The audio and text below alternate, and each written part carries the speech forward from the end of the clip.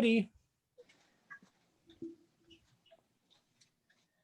Welcome to Fansight Presents the Bunn Sons. I'm Owen. And I'm Riley. And today we have Tony Spiteri of Pintys Delicious Foods. Welcome, Mr. Spiteri. Well, thank you, guys. Thank you for the invitation. So Riley and I are going to ask some questions. He's going to go first, and I'm going to go second. Okay. So my first question is, what is your job at Pintys?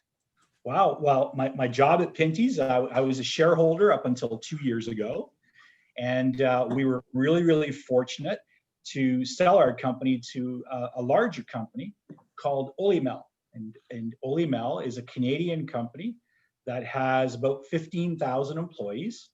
And we're right across the country. So we have operations in Western Canada, Ontario, Quebec, and the Maritimes. So in my position, I get to do the marketing and I get to do all the innovation. So all the new food products and everything that you see, that's the stuff that I get to work with, plus the fancy advertising. That's cool. Cool. My second question is, how did Pintys get involved at Bristol? How did Pintys? It's a really interesting story. I don't know how much time you have, but I can tell you about it. You got time? Yep. So one of my partners at Pintys, the former CEO, his dream was to go to Daytona, and he asked me if we would go together. So we went to Daytona together. And on the way back, he said, "You know, you really like that." He said, "But you know, you weren't really that excited about it." And I said, "Well, no, I was."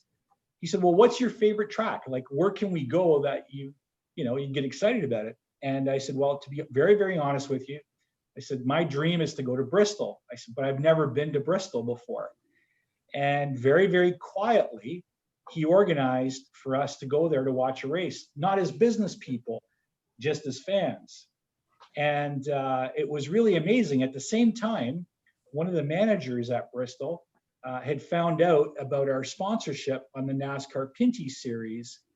And he sent me a business card and he said, "If you ever find yourself in Tennessee, please stop in and say hi." Well, I was down there for the race, and I'm a real big short track fan. And I ended up meeting up one of the guys that was managing the track. And crazy thing happened. I ended up sitting next to him and next to a guy that owns a grocery chain. And the grocery chain was Food City. And I think if you remember, I see there's some Earnhardt stuff on your walls. If you remember, Food City was one of Dale Earnhardt Sr.'s sponsors. Well, one discussion led to another, and we ended up being one of the first companies to sell chicken products into the US. And part of the deal was we did a sponsorship deal with Bristol. So it all started with going to see a race. How's that, boys? That's cool. Yeah, that's really neat. My last question, we know you race. What do you race? Well, if you say I race, it's kind of it's an overstatement. I'm not very good at it. Let's put it that way. But I really enjoy it.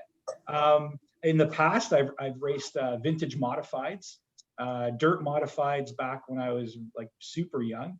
And some friends of mine got me involved in a little class in the Niagara area, and they call it Pro 4 trucks. They're four-cylinder trucks, mostly GMC Sonomas and those little Chevy S10 trucks, some Toyotas as well. But what I really, really enjoy doing, Riley and Owen, I have a bad habit. I collect antique race cars. I really like old race cars because I think a lot of times we kind of use them up and they end up getting put behind the shed and eventually they get scrapped away. So I really like taking those out and doing days with my friends where I can bring new fans to the sport by letting them be in our race cars. So hopefully I answered your question. I'm not very good at it, but I really enjoy it. Yeah, you did answer my question. Good stuff. So now I'll ask my questions. Yes, How sir. long have you been in the food industry?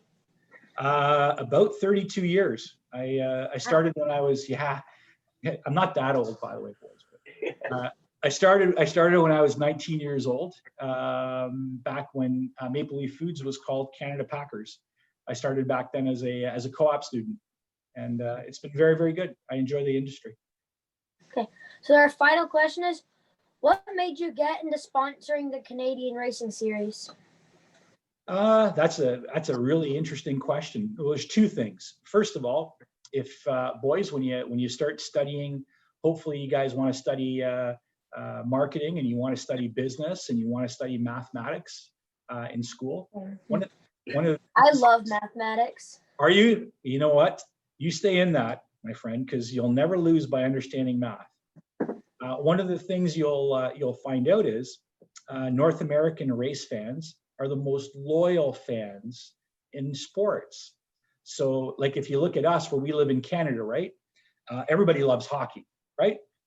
Yeah. There are so many people investing in marketing in hockey that it's very, very difficult for companies to break through.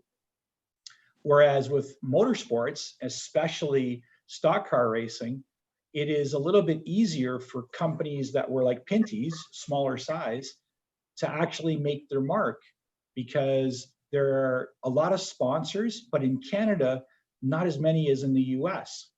So that was the first place. So the mathematics that you're studying, the math taught me that, wow, there's an opportunity here.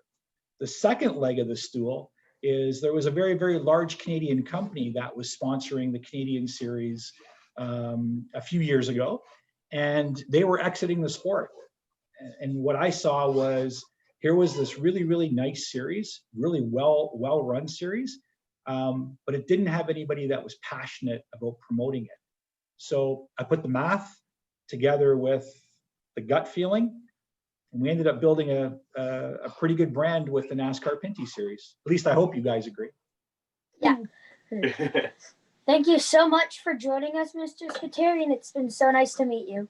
No problem. And you guys can always just call me Tony, because if you call me Mr. Spiteri, it's like my wife when she's mad at me. Well, thank you, Tony, and bye. Thank you, boys. Have a great night. You too.